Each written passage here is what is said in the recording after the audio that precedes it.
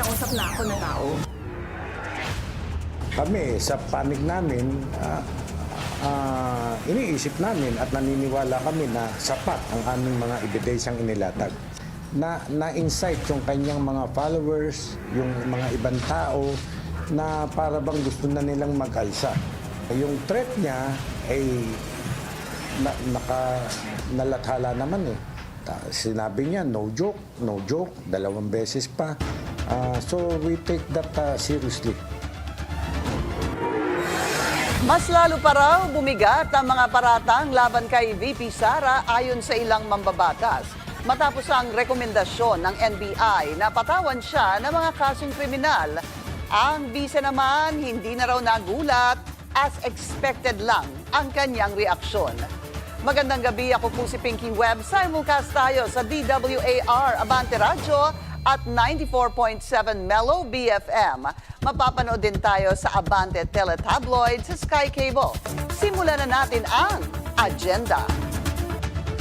NBI, pinakakasuhan si VP Sara sa DOJ dahil sa umano'y pagbabanta nito kay Pangulong Bongbong Marcos. Ang bise, hindi na raw nagulat. PBBM, binanatan ng mga kalaban sa politika habang ikinakampanya ang kanyang mga pambato sa senatorial race. Ang maaanghang niyang patutsada, abangan. Puerto Princesa City nasa state of calamity na dahil sa matinding pag-baha. Hindi bababa sa 3 patay. US President Donald Trump at billionaire backer Elon Musk magkasamang binatikos ang USAID. Tinawag nila itong corrupt at incompetent. Socialite na si Tessa Prieto, sangkot nga ba sa syndicated estafa? Mga kinakaharap niyang issue, sasagutin niya mismo live. At makukulay na Mexican-inspired dishes, hatid ng bagong restaurant sa Makati City. Silipin yan sa unang patikim ng Bilyonaryo Bites.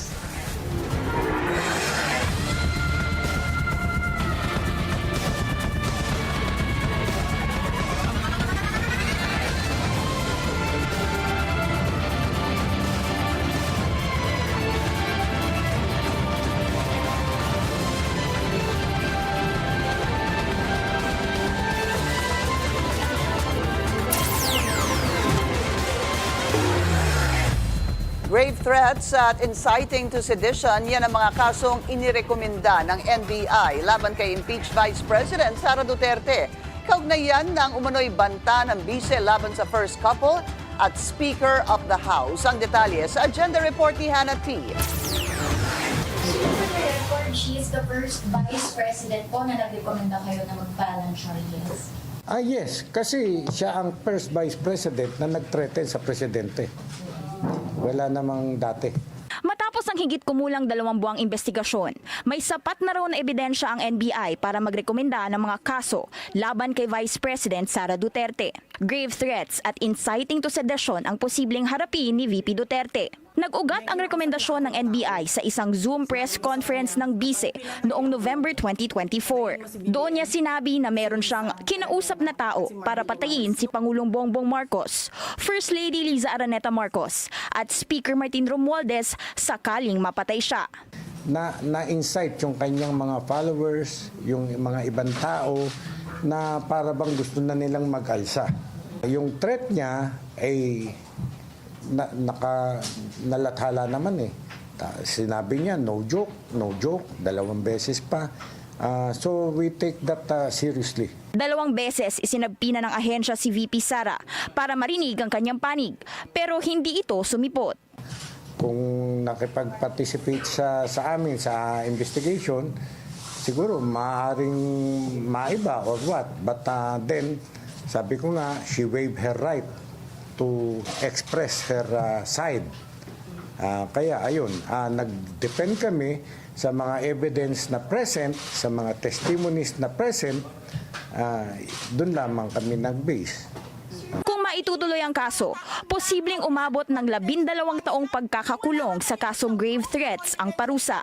At dahil online ito ginawa, pwede raw itong ituring na paglabag sa Cybercrime Prevention Act na magreresulta sa pagtaas ng isang antas ng parusa. Ang penalty para sa inciting to sedition ay umaabot naman sa 4 hanggang 6 na taon. Kami, sa panig namin, iniisip namin at naniniwala kami na sapat ang aming mga ebidensyang inilatag. Ipinunto pa ni NBI Director Jaime Santiago ang impartiality at unanimous umano ang desisyon niya kasama ang 5 pang abogado. Gusto ko ito yung manatili na pinagkakatiwalaan ng tao na kami ay political, straightforward. Wala sa aming nag-utos, wala sa aming nagdikta kung ano ang dapat gawin sa kaso.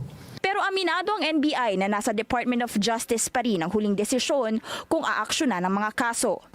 Kung ang DOJ ay makakita ng prima facie evidence that magkakaroon ng certainty of conviction, ipapile nila ang kaso. Pero kung walang certainty of conviction, maaaring maibasura rin yung kaso na aming inirecommend, ipinail. Hindi pa muna umano magsasalita ang National Prosecution Service para hindi ma-preempt ang resulta ng evaluation at maapektuhan ang karapatan ng sinumang partido. Ayon din sa NBI, nakadepende na sa DOJ ang timeline ng investigasyon. Hindi naman nasurpresa si VP Sara sa naging rekomendasyon ng NBI. Simple lang ang naging reaksyon nito na ipinadala sa media kanina at sinabing as expected. Laman din sa articles of impeachment laban kay VP Sara ang mga paratang na inciting to sedition at grave threats na inendorso ng higit 200 mambabatas mula sa mababang kapulungan. Para sa agenda, Hannah T. Bilyonaryo News Channel. Walang epekto ang rekomendasyon ng NBI sa impeachment ng pangalawang Pangulo.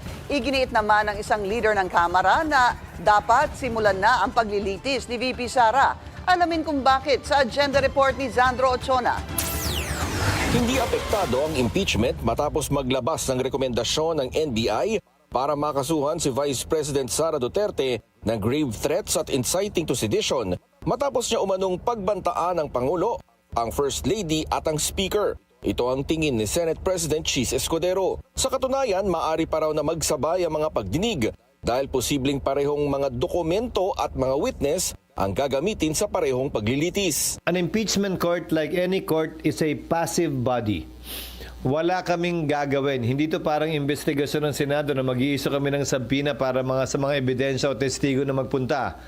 Trabaho yan ng magkabilang panig ng prosecution at ng defense. Nilinaw naman ni Senate Majority Leader Francis Tolentino na hiwalay ang rekomendasyon ng NBI at ang isasagawang impeachment trial.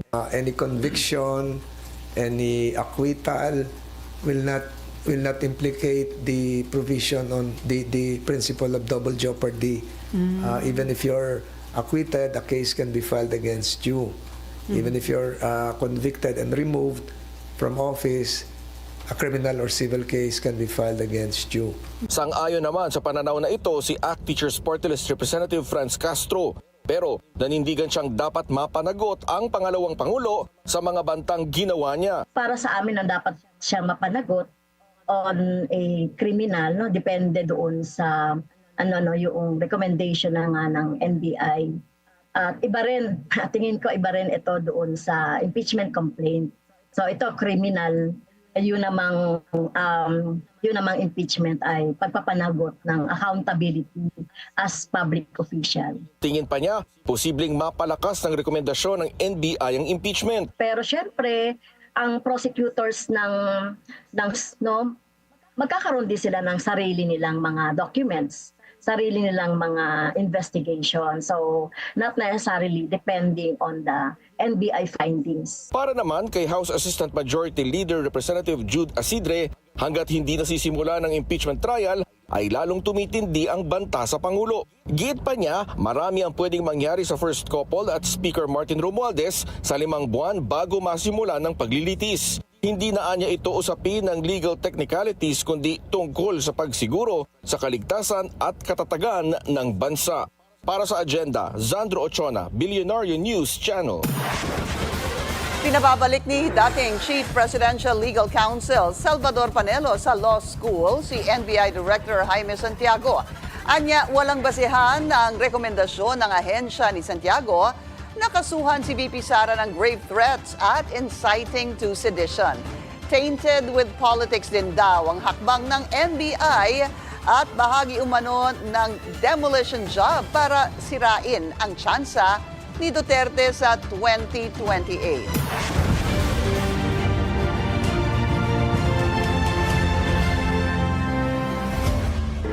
Binanatan ni Pangulong Bongbong Marcos sa mga kalaban sa politika sa isinagawang kick-off campaign rally ng Alyansa para sa Bagong Pilipinas sa Ilocos Norte. Ang maaanghang na patutsada ni PBBM sa agenda report ni Zandro Ochona. Magaling ken kakabsat na imbag nga malaymi amin. Ginamit na pagkakataon ni Pangulong Bongbong Marcos sa campaign sortie ng Alyansa para sa Bagong Pilipinas senatorial slate para buweltahan ang mga kalaban sa politika.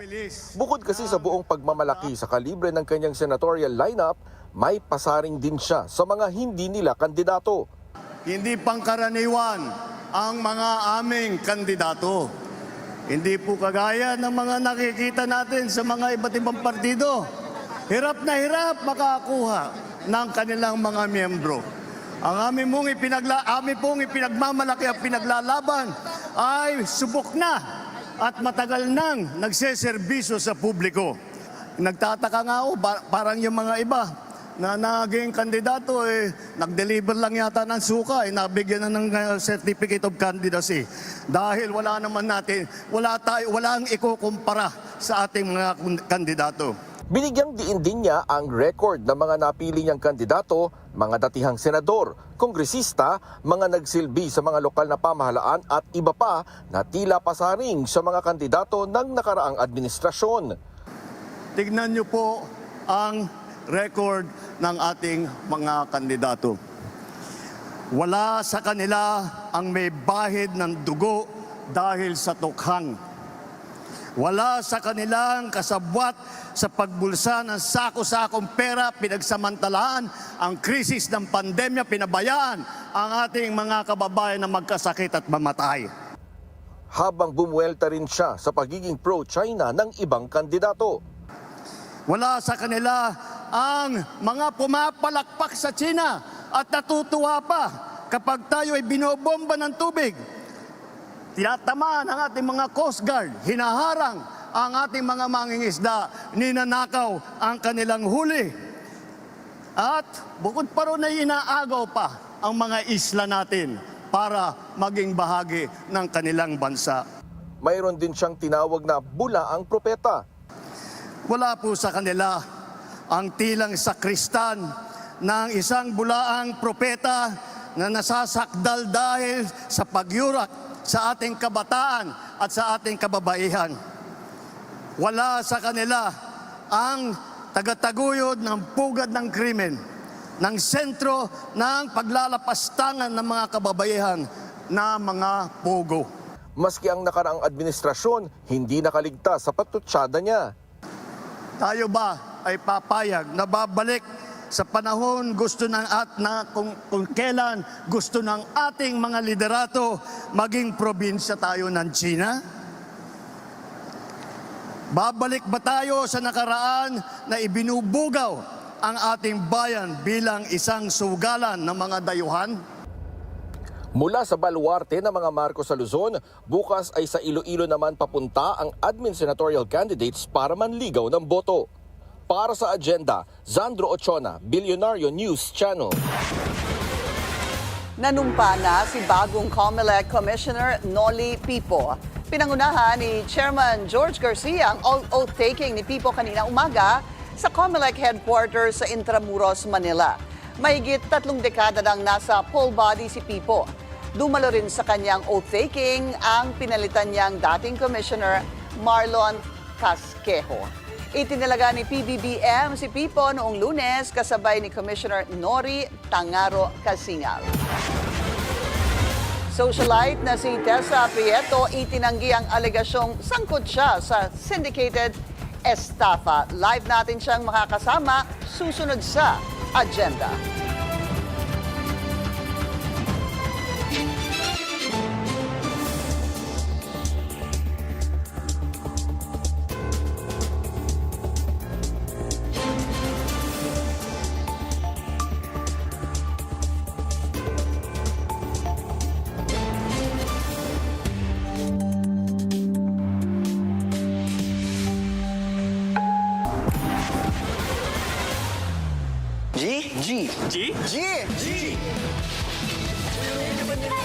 You're always G to G. Basta kasama mo ang Glow 5G and G Fiber. GG guys! GG!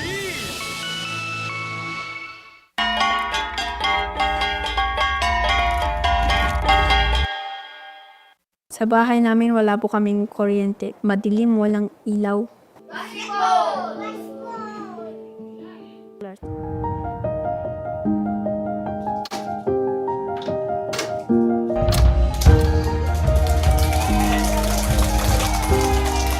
And then Bakian Ginyawan is very lucky to have the solar panels.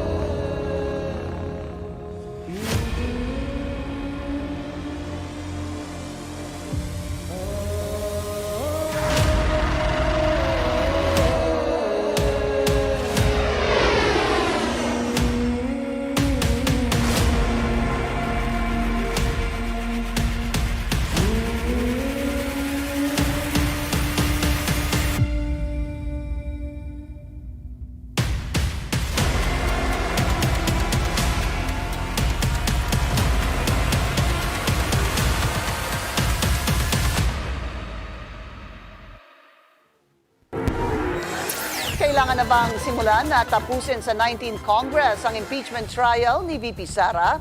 Iba-iba ang posisyon ng ilang mga senador. Yan ang agenda report ni Agatha Gregorio. Senado ang magdedesisyon kung kailan sisimulan ang trial ni Vice President Sara Duterte. Yan ang pahayag ni Senate President Chis Escudero sa kabila ng samut-saring opinyon sa kung dapat ba'y agaran o hindi ang pagbuo ng impeachment court. Meron ng jurisdiction ang Senado dyan sa kasong yan dahil tinanggap na namin eh. Mag-convene man o hindi yung korte to receive evidence, mag-i-issue na ng mga jurisdictional orders ang impeachment court na ito. Kaugnay ng pagpapasagot, na pag-usapan na natin yan, pagpapasagot sa nasasakdal at paghingi ng tugon doon ng prosecution naman. Naka-adjourn sa ngayon ang Senado kaya hindi pa makapag-convene sa plenaryo bago sabi ng Senate President na gagawin ang paglilitis pagkatapos pa ng ika-4 na sona ng Pangulo sa Hulyo. But I agree and respect the decision of SP that the trial should proceed after SONA kung yun yung gusto niya. Pero yung sinasabi ko ay baka meron ding various opinions coming from mga constitutionalists, perhaps even the side of the accused herself can raise an issue. Sabi rin ni Tolentino, nagsisimula ang impeachment proceedings sa pag-convene ng korte. At dyan lang din daw pwede mahinga ng tugon ang vice-presidente. Pero ani Escudero, maaari na itong gawin kahit di pa nag-convene bilang pre-trial matter. When you say without convening as an impeachment court, by analogy, let's use the current courts. Nando na kasi yung korte. So mag-i-issue siya ng mga order, yung judge, bago pa mag-trial. Hindi pa naman technically trial yung pag-issue ng summons eh. When you say trial shall forthwith, trial means reception of evidence. Wala pa tayong reception of evidence. Ayon naman kay Tolentino, posibleng magkaroon ng jurisdictional issue kung ideklara ng Supreme Court na dapat agad na aksyonan ang impeachment sa Senado. Para naman kay dating Senate President Tito Soto, mas mainam na ngayon pa lang ay dalhin na ang issue sa Korte Suprema. May mga opinion din kasi na continuing body ang Senado kahit matapos ang 19th Congress patungo sa 20th Congress na may mga bago ng halal na miyembro. Mabuti pa, tanungin na. Justiciable yung issue eh. Kaya pwedeng i-take up talaga ng maaga ng Supreme Court yun. Makakatawid ba o hindi? Based on those two rules, both of the impeachment court, the rules of the Senate as an impeachment court, and the rules of the Senate as a legislative body. Sa gitna ng mga tanong kung agaran ba o hindi ang pagsisimula ng paglilitis dahil na rin sa salitang forthwith na nasa Constitution, ani Tolentino may karapatan ang sino mang akusado sa isang speedy trial. Pero kung hindi pa rin magsimula ang paglilitis sa isang buwan, dapat ani ay pag-aralan ang kahulugan ng nakasaad sa batas. Para sa agenda, Agatha Gregorio, Bilyonaryo News Channel. Nasa gitna ng dalawang maiinit na legal battle ang socialite na si Tessa Prieto. Kabilang dyan ang umano'y pagkakasangkot niya sa syndicated estafa. Pero ayon kay Tessa, walang basehan ang paratang sa kanya. Yan ang agenda report ni Francis Folde. Sino ba kasing may gusto maging extra? Yan ang pabirong hirit ni Tessa Prieto sa reklamong syndicated estafa na isinampa laban sa kanya ng negosyanteng si Salud Bautista. Kinakabahan man, all smiles pa rin ang socialite/fashion icon nang ihain ng kanyang counter affidavit sa Makati Prosecutor's Office noong January 20. Giniit kasi ni Tessa na hindi naman siya ang main character sa kaso. Mariin din niyang itinanggi ang mga paratang sa kanya na anyay walang basihan. Hindi na niya idinitalya ang mga aligasyon, pero depensa ni Tessa, never sang nasangkot sa kahit anong fraudulent business transaction. Wala raw sang niloko at kinuhanan ng pera. Bukod kay Tessa, may 5 pang respondents sa kaso, kabilang ang ex niyang si Angel Chua. Pero kung dito, parehas silang akusado, sila naman ang magkatunggali sa hiwalay na legal battle. Inakusahan kasi ni Tessa ng paulit-ulit na physical abuse si Angel sa loob ng kanilang 11-month relationship. At one point, binidyohan pa raw mismo ni Angel ang kanyang pambubugbog. Noong Setyembre, sinabi ng Makati City Prosecutor's Office na may probable cause to charge Angel with violation of the Anti-Violence Against Women and Their Children Act. Pero nag-file si Angel kamakailan ng petition for review sa DOJ. Sa harap ng mga kaso, okay naman daw si Tessa at wala siyang pinagsisisihan. Para sa agenda, Francis Polbe, Bilyonaryo News Channel. At makakausap po natin ngayon si Tessa Prieto. Tessa, welcome to the show. I'm so happy to be here. Nice to see you. How are you? Kamusta ka after itong mga kaso at kontrobersya? Grabe. I think na, I thought I was at peace already with everything. But kasi kinaso ako, so syempre I have to defend myself, di ba? I really kept quiet for a year, meaning I said, charge it to experience. Alam mo yon, everything na lang happened for a reason. So, and then my father passed away pa. So sabi ko, quiet na lang ako. I'm in another relationship, so I'm happy na.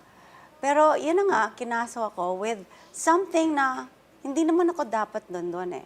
So I said, we're all victims here. And another victim accused me of being part of her. Itong syndicated estafa. Yes. Okay, kasi dalawa yung kaso na pag-uusapan natin. We'll talk about the syndicated estafa now.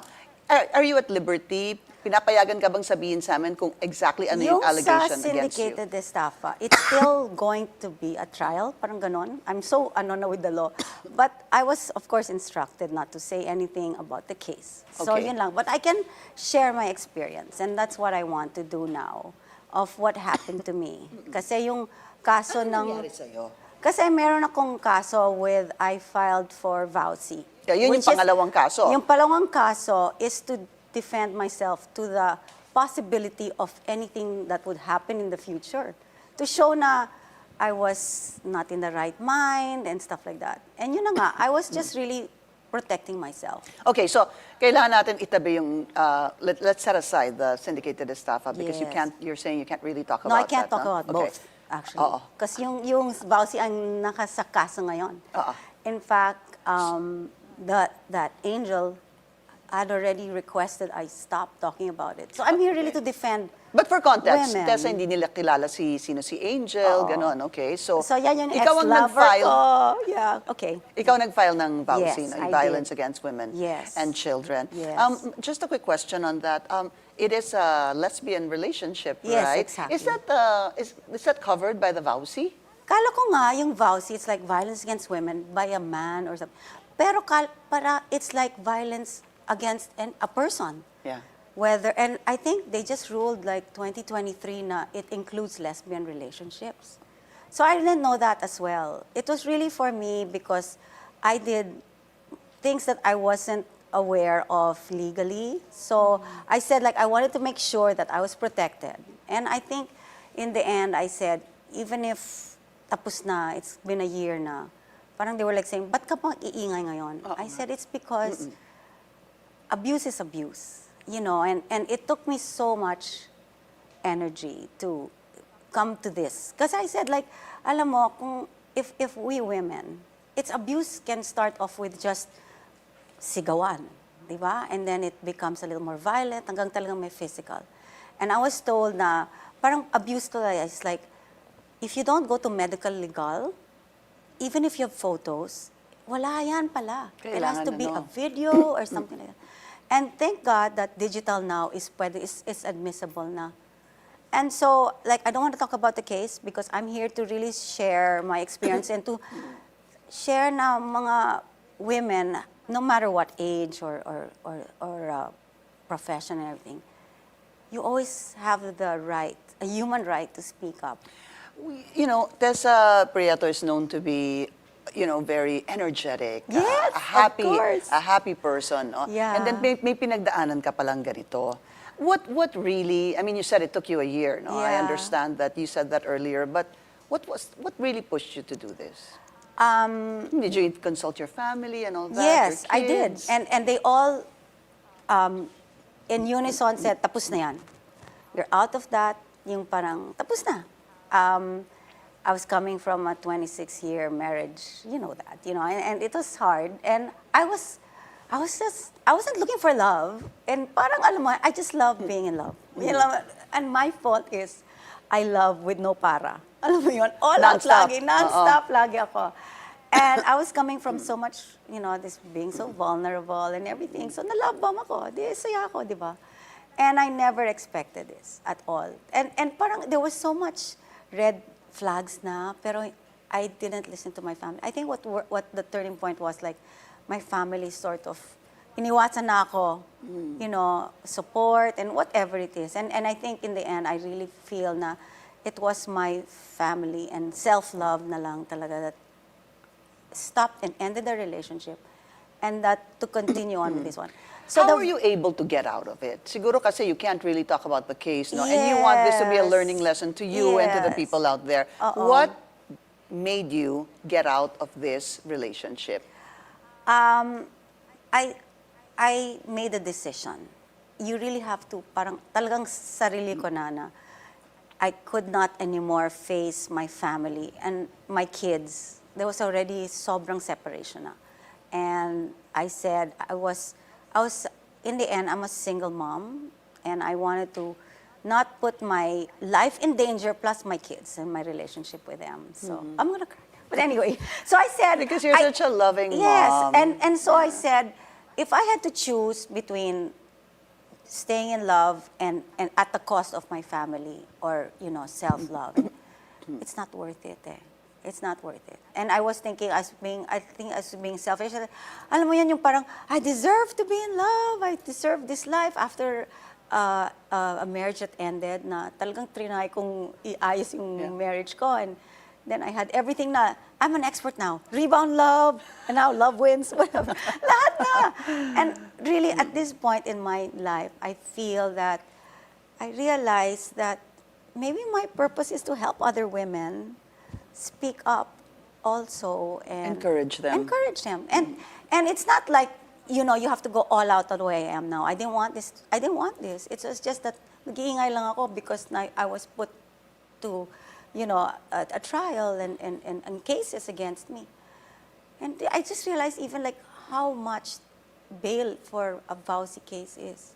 It's like 2,000 pesos. Ganun kababa. Ganyan kababa. So kaya pala walang mga kasong na so the you know, the abuser will just abuse the other person hanggang ayoko nang i-dismiss na lang yung case or withdraw, or they'll pay na lang the Hanggang may mapagod. hanggang may mapagod. Well, what was what was the learning lesson for you in all this? Don't love too much. No, my learning lesson, everything is a choice. You cannot blame someone for where you are, and you cannot force another person to change and make your life, you know, in a different sense. If your core values is like your family and your self-love and the things that are right and wrong, there was already a point that I was already, alam mo yon, bahala na. Parang I wanted to go that you and me against the world, you know, because I deserve this. I deserve to be. And that happens, I was to some already, couples. I was already. How would I say that? I was already in my, you know, parang empty nesting na. So I deserve to be happy also. You know, I thought I was happy then being married for 26 years, and then yung pala, hindi pala. I was, but the other person was not. Like I said, I am not looking back anymore to move forward. Yeah. You Okay. know. You're happy now? Yes, What is the state of Tessa's heart now? Of course, I'm in love again. Like I told you, may tao talagang mamahalin. I mean, like really just, I need to be in a relationship, I guess. Because I just share so much love, and I need some bouncing, you know. And even if they don't, you know what I mean? Maski hindi, ano. And I think you know my personality also. Yeah. So Looking, moving forward, Yes. how do you see, you know, the next probably months in your life together with these two cases Right. and your family and all your learning lessons and your new partner you know, right now? I want, even if I know, you know, the truth shall prevail, even if it takes so long, alam mo yon.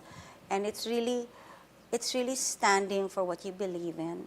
It's really being like an advocate for women. I mean, I'm at this point now, senior citizen. So I feel like I've lost my sense of direction and purpose for a while, and now I know where I'm going. You're on the right track. I'm so excited. I have a new show here, And Bilyonaryo News Channel. you're on the right track, Yes, ha? and it's mentally, all about love. physically, It's all about love, yes. Okay, kasi physical naman talagang you're a very fit person, Yes, you're very athletic, right, I'm so excited because, you know, when we were discussing what show to have in Bilyonaryo News Channel, I said it was supposed to be about healing and stuff, but I realized, no, it's about love. Yeah. I'm going to feature couples that have endured everything, anniversaries, newlyweds, 10 years, 5 years, 25 years. And, you know, it's so exciting. It's so exciting. And we won't tell them first who your pilot guests will be. We'll talk about that off the air. Para Yes, para of course, exciting. Something to look forward to. Yes, Tessa, right. welcome to the Bilyonaryo News Channel. Thank you so much for sharing your story with us. I am so glad. Thank you. At bukas po ang Bilyonaryo News Channel para sa panig ng complainant na si Salud Bautista. Ito po yung sa syndicated estafa. Sa panig naman ni Angel Chua, sinabi ng kanyang kampo na kumpiyansa silang mababasura ang kasong estafa dahil sa kakulangan ng ebidensya. Puerto Princesa sa Palawan, nasa state of calamity na dahil sa matinding pagbaha. Susunod yan sa agenda.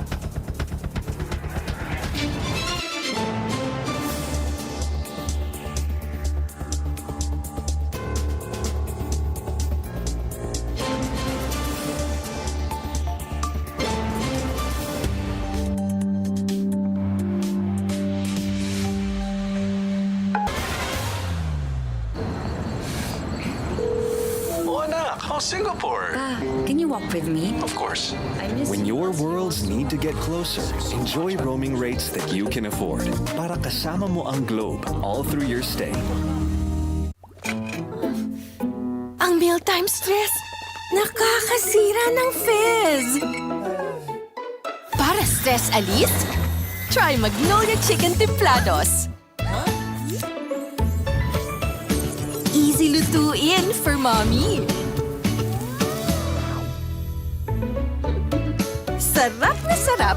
madali. Magnolia Chicken Templados. Sarap made easy. You're watching Business 360, where we break down the numbers, connect the dots, and give you the developments and insights you need to navigate, adapt, and lead. Canada and Mexico impose retaliatory tariffs against American products. The Department of Agriculture declares a food security emergency to address rising rice prices. U.S. President Donald Trump says America will take control of the war-torn Gaza Strip. And that's it for Business 360. I'm Mikey Oreta. Keep it here on BNC, the Bilyonaryo News Channel, always on top. There is actually around 4 to 6 billion of unpaid claims still. That was way back, I think, 2020 to 2022. But recently, the current accounts, are very good now. They are trying to pay us as fast and as efficient as for the past, year under Mr. Ledesma. So actually, what we're actually asking them to have to pay for us are those bills that were there for around 2 to 3 years ago, which amounts to around 4 to 6 billion. Hello, I'm Rain Musni. Catch up with us on Newsfeed Business. Facts on global trends. At the very moment, the clock is quickly ticking down to meet critical political priorities. Keeping you updated on business news whenever, wherever. It's a dagger at the heart of the average American family. It is just outrageous. Newsfeed Business with Rain Musni. Thanks for making us your daily source of financial insights. Keep it here on BNC. Stories in our heads true? 100% no, because they're subjective. So we bring in gratitude, the gratitude journaling practice. We bring in self-kindness to go into self-love, and then, with self-love comes hope. Yeah. The motivation to, there's another day. Instead of looking at the cancer, look at what's here. There's support around you. There's people who love you. It's another day. It's another beautiful day. Nagluluksa ngayon ang bansa dahil sa pagpanaw ng Filipina culinary powerhouse na si Margarita Gaita Flores. The life and legacy of Gaita sa agenda report ni Joash Malimbad. Kilala ng marami si Margarita Gaita Flores bilang isa sa mga pinakaprominenteng chef at restaurateur hindi lamang sa Pilipinas kundi pati na rin sa iba't ibang parte ng mundo. Siya lang naman ang founder ng mga sikat na restaurant na Chibo, Grace Park Dining, Luso by Margarita Flores at marami pang iba. Noong 2018 naman, ginawaran siya ng Knight of the Order of the Star of Italy. Oh my God!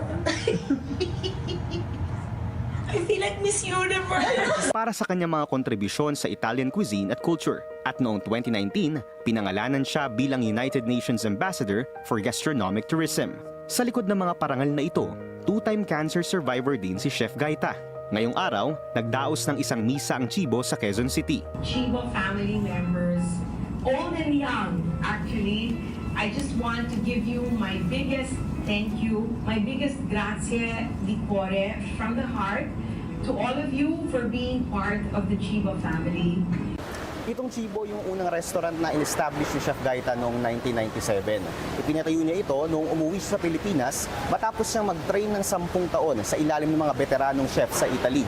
Kaya naman karamihan ng mga putahe dito legit na Italian cuisine kung i-describe ng mga customer. Pumanaw si Chef Gaita sa Hong Kong nitong Martes sa edad na 65. Para sa agenda, Joash Malimbad, Bilyonaryo News Channel. Nasa state of calamity na ang Puerto Princesa sa Palawan dahil yan sa matinding pag-ulan na dulot ng shear line. Ilang lugar sa lungsod ang binaha ayon sa Office of Civil Defense. 3 ang naiulat na namatay habang 2 ang nawawala. We're a bit concerned of the low pressure area that's developing, although outside our Philippine area of responsibility, there's a forecast that's telling us that it might cause rain still in Palawan. So we're monitoring this because really the ground is really saturated. No? If you can imagine, 350 millimeters of water was brought by this shear line, and on the average, it's just 30 millimeters. Umiinit ang debate sa pagitan ng isang opisyal ng Philippine Coast Guard at isang senatorial candidate na kumukwestiyon kung meron ba talagang West Philippine Sea. Ang detalye sa agenda report ni Bri Bruselas. Mali at unfair daw para gamitin ng West Philippine Sea para lamang sa benepisyo ng isang kandidato ngayong 2025. Muling sinagot ni Philippine Coast Guard spokesperson for the West Philippine Sea, Commodore J. Tariela, ang pahayag ni Sagip Party List Representative Rodante Marcoleta na wala daw makitang West Philippine Sea sa kahit anong libro at mapa. Si Marcoleta ay tumatakbong senador at kasama sa slate ng PDP laban. Etong mga ganitong statement, kaya ako pinapatulan lang. Kasi baka may mga Pilipinong mag-isip na wala nga talagang West Philippine Sea at mali ang ipinaglalaban nating West Philippine Sea. Dagdag ni Tariela, hindi niya alam kung absent ba si Congressman Marcoleta nung naipasa ang Philippine Maritime Zones Act. At sa pagkakaalam niya, walang kumontra dito. Tumataas naman daw ang kamalayan ng mga Pilipino kung ano ang importansya ng West Philippine Sea at kung bakit ito laban para sa taong bayan. If we're going to elect members of Congress or members of Senate who are very clueless about what we're fighting for, pretty much kung ito pang mga iboboto natin dito ay mga pro-China. So I think this is the right time for us to make sure that our voters will really be very wise right now to consider that this electoral positions are those who are supporting our fight in the West Philippines. Hirap din daw ang PCG at AFP na makakuha ng suporta mula sa Kongreso para sa karagdagang budget para sa modernization. Para sa agenda, Bri Bruselas, Bilyonaryo News Channel. Banned sa White House ang international news organization na Associated Press. Hindi kasi sumunod ang AP kay US President Donald Trump na tawaging Gulf of America ang Gulf of Mexico.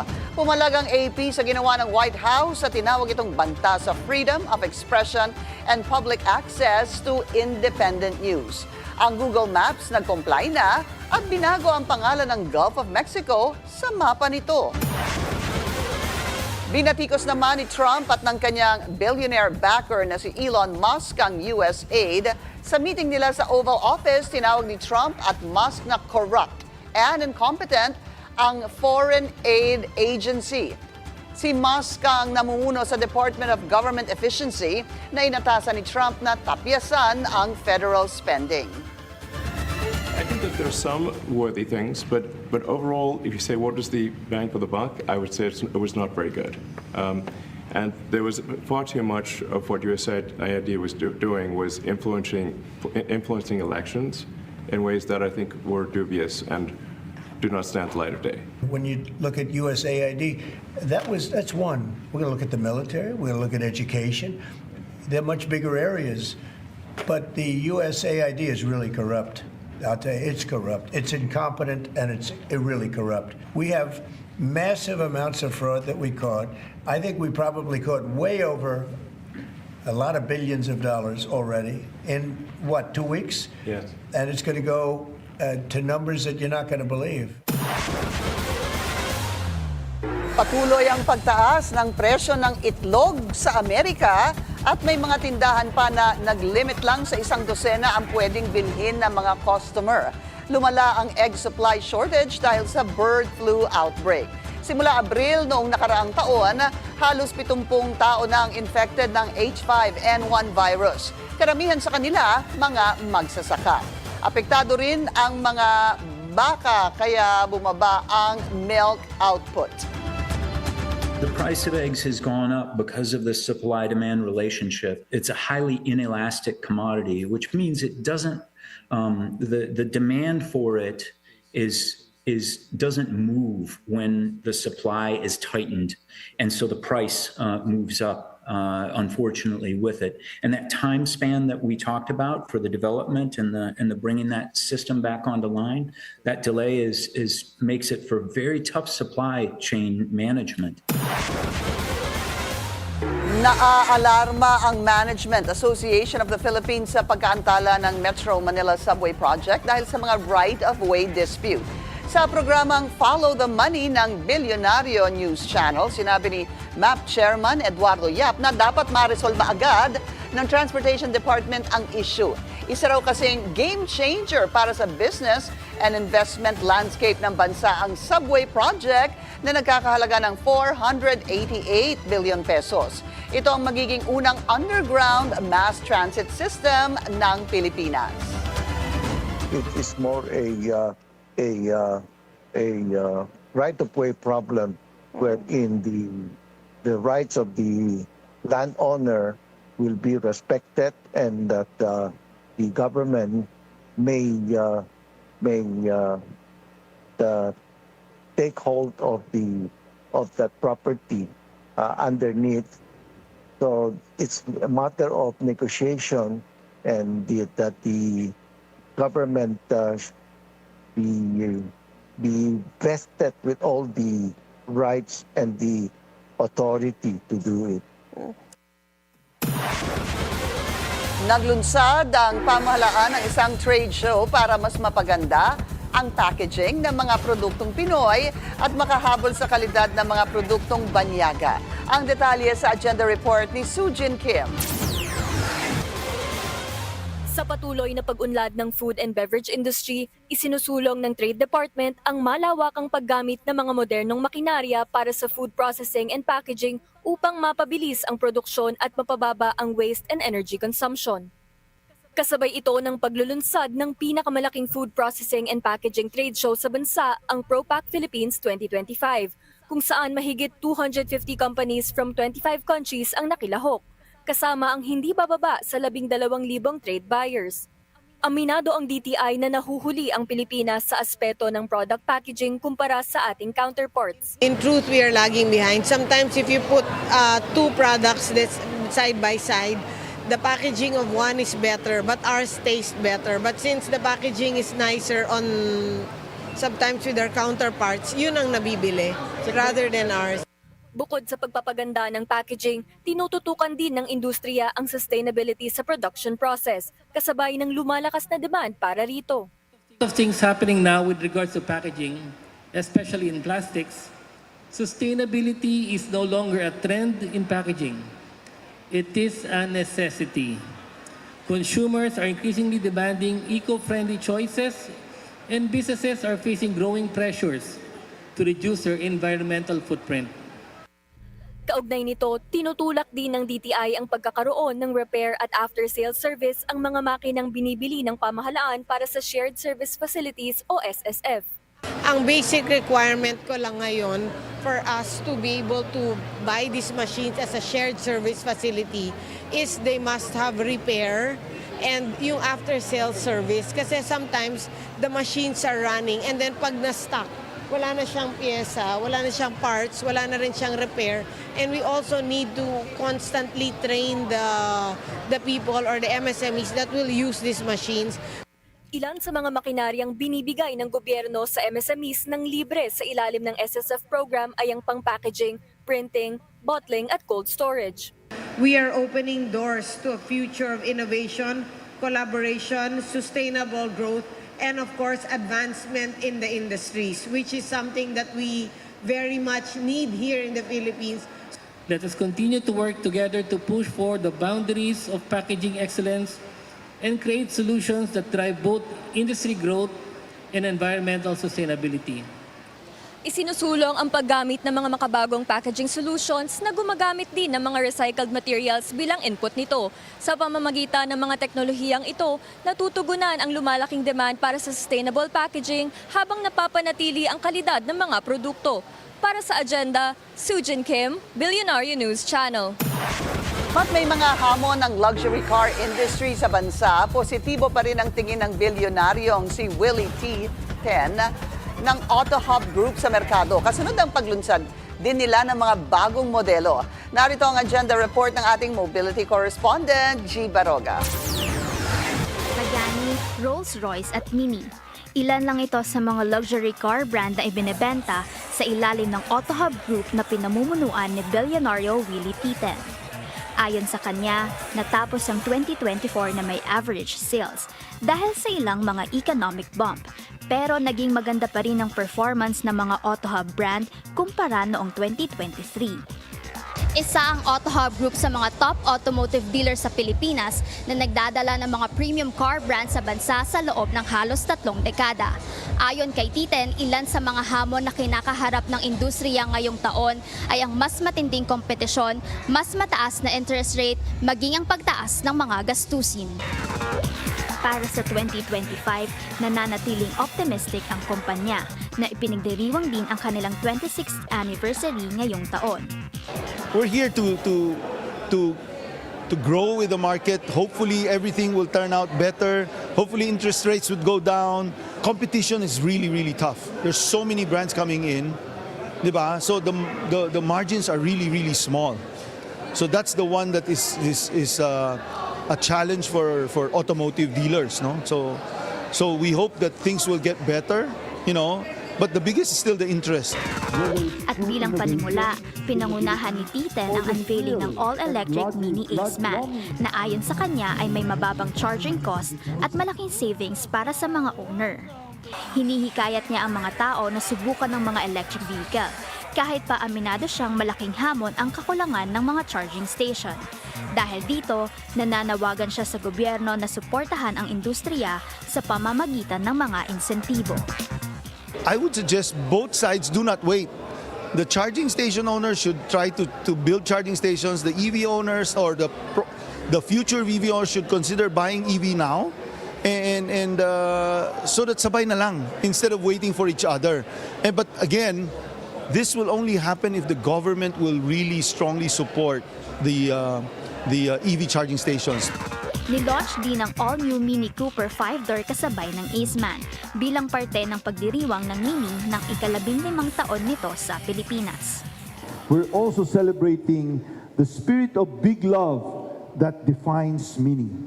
Whether it's through innovation, sustainability, or the thrill and longing of driving the Mini.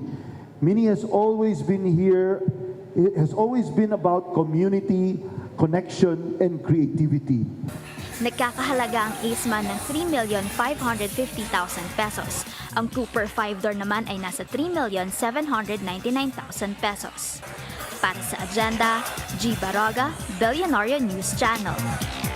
Isang bagong Mexican dining destination ang nagbukas sa Legazpi Village sa Makati City. Silipin natin yan sa Bilyonaryo Bites, ang weekly guide para sa mga bagong restaurant sa bansa. Hatid ng ating lifestyle host, Marie Lozano. Nagtrabaho sa 3 3-star Michelin restaurants bago pa mag-30. Nakakabilib ang young at talented chef na si Cara Davis. Nalibot niya ang Canada, New York, Chicago, Spain, London at Mexico.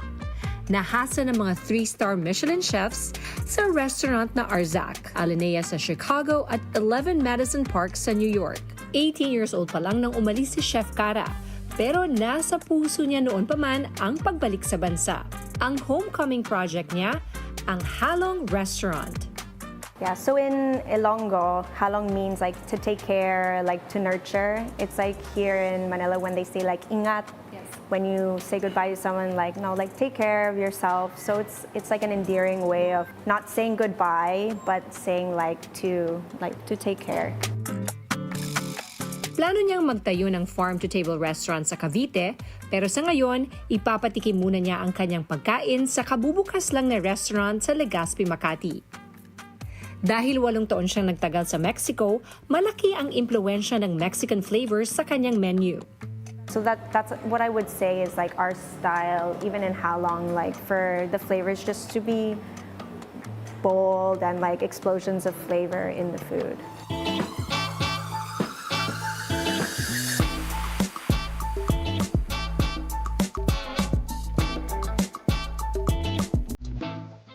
Makulay ang pagkain, nagigising sa natutulog mong panlasa, lalo na sa paggamit niya ng iba't ibang klaseng Mexican chilies. Pinatikim niya ang shrimp agua chile. Normally very spicy, so we've kind of adjusted it. The roasted red peppers are a little bit sweet. The morita chili, that's the smoky Yeah, the chili guajillo, the sweeter, nuttier chili, and then the lime juice gives you like that acid. This plate looks so beautiful.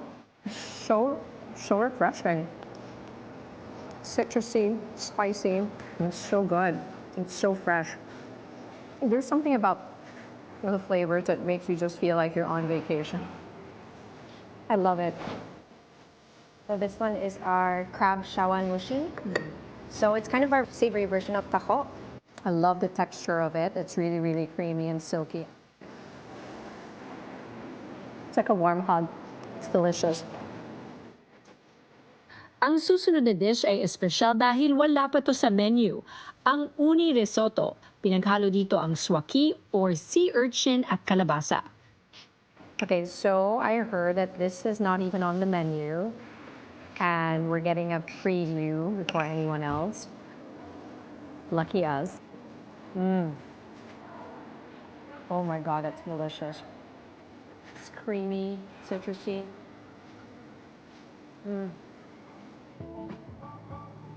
That muscle's on top. Perfect. Next up, ang bone marrow. May kakaibang twist din ito.